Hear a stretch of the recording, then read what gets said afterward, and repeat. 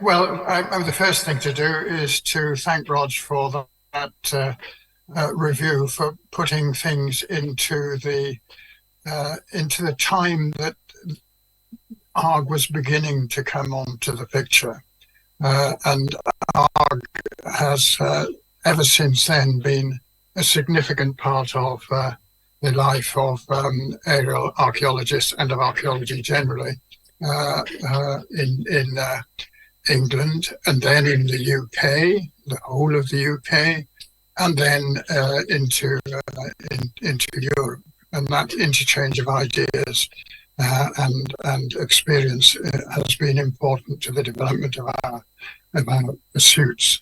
I'm going to take you through a little bit of my personal history and the kind of things that have influenced the way I think about aerial archaeology and sites and landscape and excavation, etc. But Rog has set that the situation of the time in very good light. It all seemed very exciting then. It was very exciting.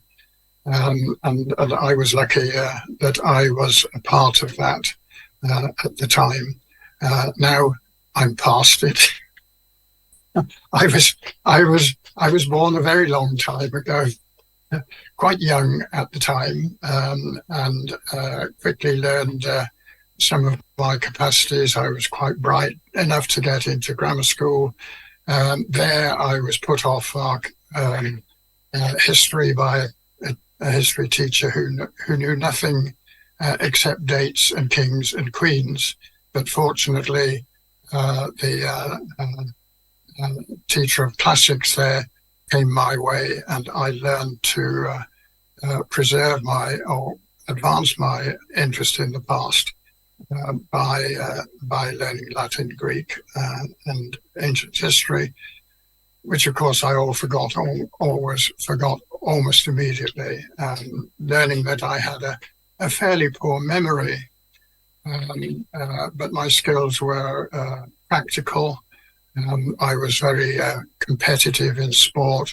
I loved teamwork, and that's something that's continued through my life afterwards. But I would say I was bright. I was a SWAT. I got through exams quickly. My headmaster thought he could polish the luster of the school by getting me to Oxford, but I hated the idea of being there with all those bloody public schoolboys worrying about their future roles as prime ministers. And so I rather practically decided that I would like to do hands-on work, creative work in architecture. My father convinced me that I should be an engineer, but I rebelled against that. And after a year of doing extra high-level learning in physics and two sorts of mathematics, neither of which I really understood, I did eventually go to architectural school, where the first year of the 6-year course for a degree was just the first year of university education at the time, 3 years, 3 subjects. I took Latin, ancient history, and because I was advised that archaeology was easier than industrial relations, I chose archaeology. A young lecturer there got involved in archaeology totally accidentally, really. Went digging at weekends. Later on in my life, went digging while I was being an architect in London, all the way through the summer, as far through the summer as I possibly could, and learned about the frailties of archaeological information, particularly when it was recovered by people who were not skilled at the process. My architectural life took me to university, design development plans for universities. But then the government decided it didn't want any more universities. So I thought, well, I'm involved in archaeology. Why don't I try to get into archaeology for the rest of my time? And I can come back to architecture if I want to. But that was in the late 1960s, 1970 perhaps, and there had been changes already then, and I got involved in some of those. As Rog remarked, in the 1960s, archaeologists, or some archaeologists in Britain, began to wake up to the realization that everything was being destroyed before their eyes in the redevelopment, the post-war redevelopment, and the idea of rescue archaeology, which had never really died. It was there in the wartime, and it continued on a small scale. But suddenly there was a revolution in conscience, I think. I remember a conference in which important archaeologists, after important archaeologists, stood up and did a sort of mea culpa.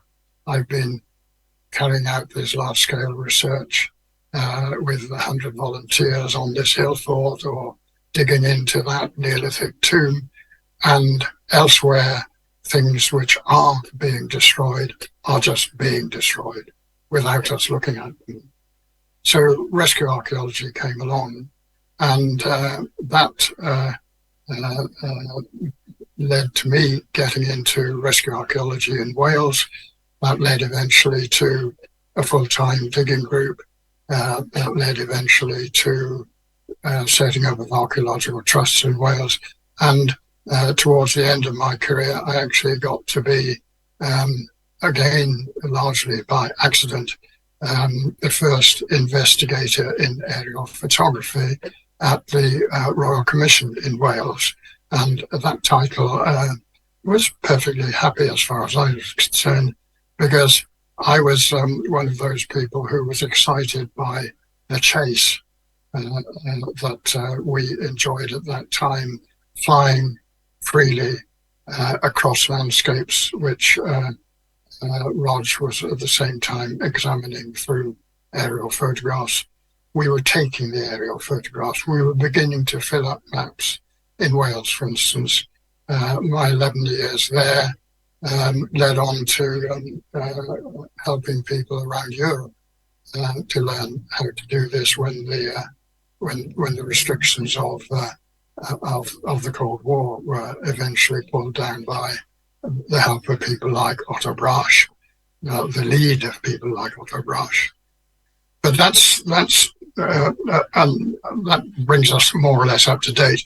I've subsequently gone on to go back to digging in Italy. That led me through a coincidental meeting at an art meeting to get involved in rock art survey in Armenia.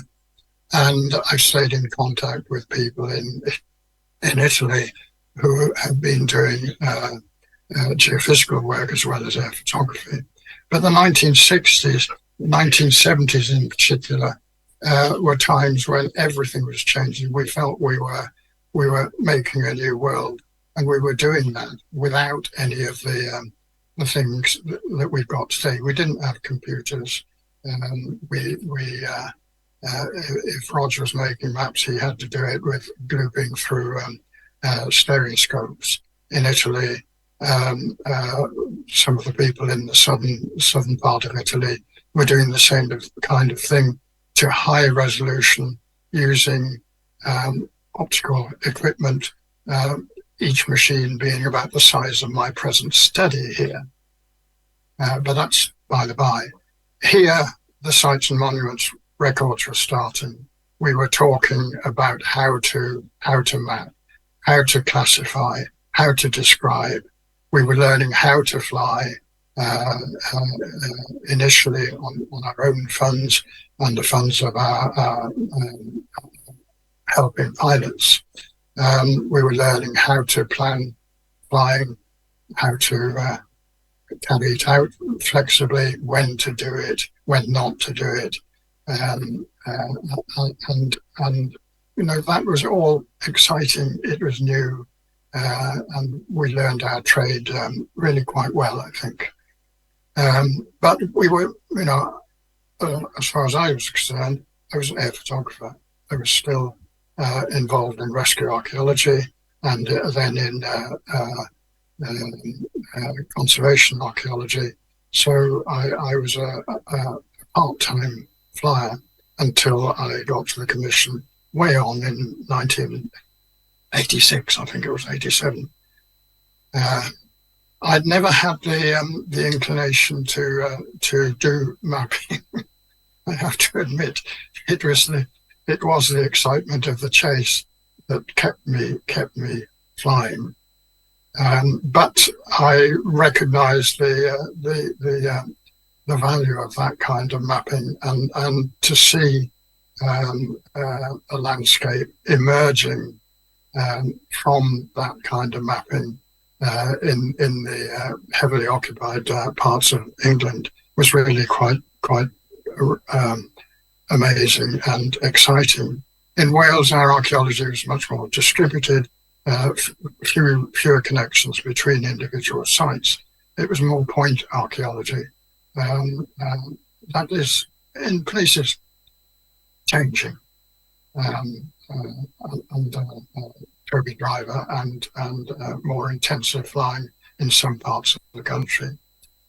But one of my early encounters, accidental encounters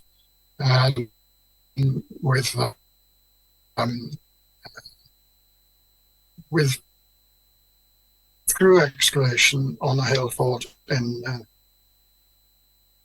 Somerset was with geophysics, and that publication, a few pages in an obscure Italian journal, Physics, doing some of the pioneers came to South Cadbury and used it as a practice ground, and I helped with some of that.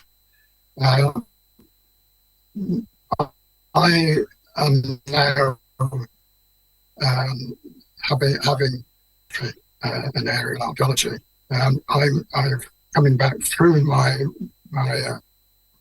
links in Italy with a quite new world now, with GIS, GPS, with computers and even telephones of fantastic power. We have 3D imaging, automatic recording, many new techniques, access to LiDAR imagery.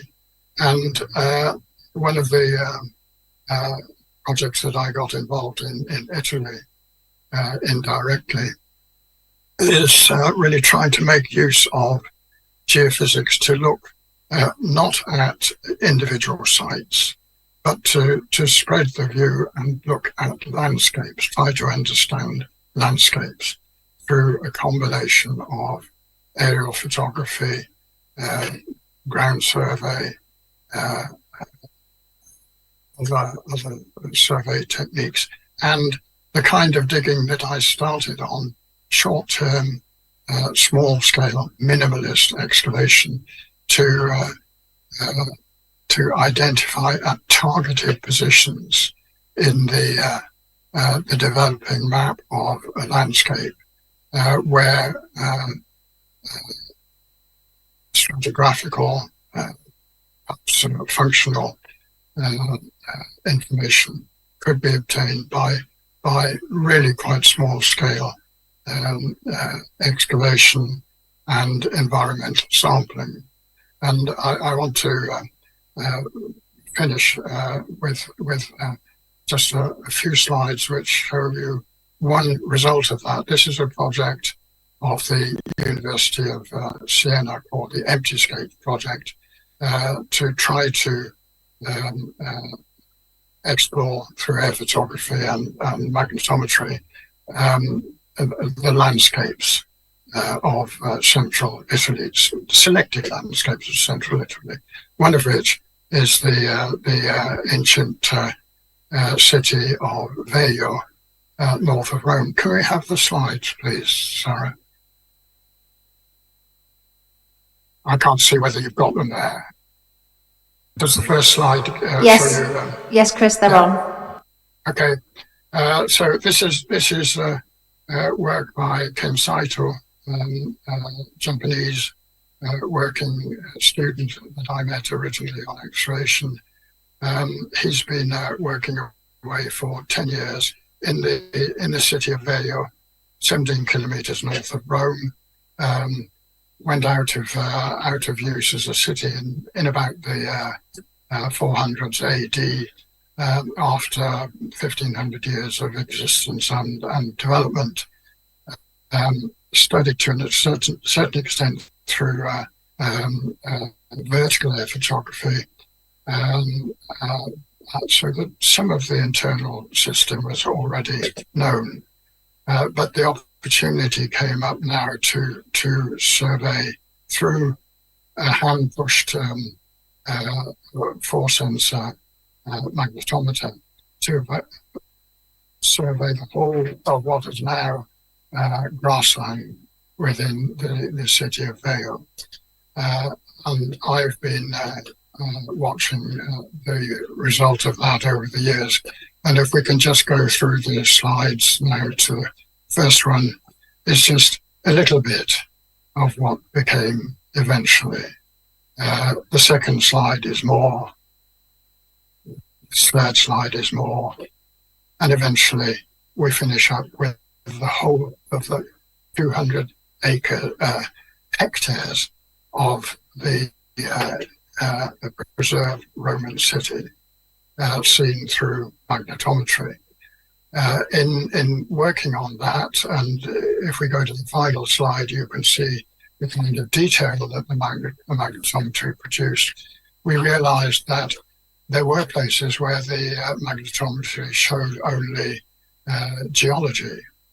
The archaeology somehow was overpowered. There were places where there was a bit of one and a bit of the other.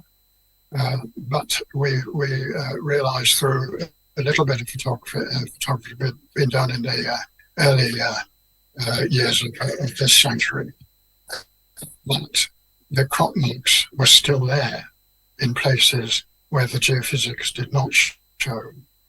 So here was an opportunity to bring back targeted air photography through drones, things that we couldn't do in the 1960s, 1970s, even into the 1980s and 1990s, through the use of expensive light aircraft.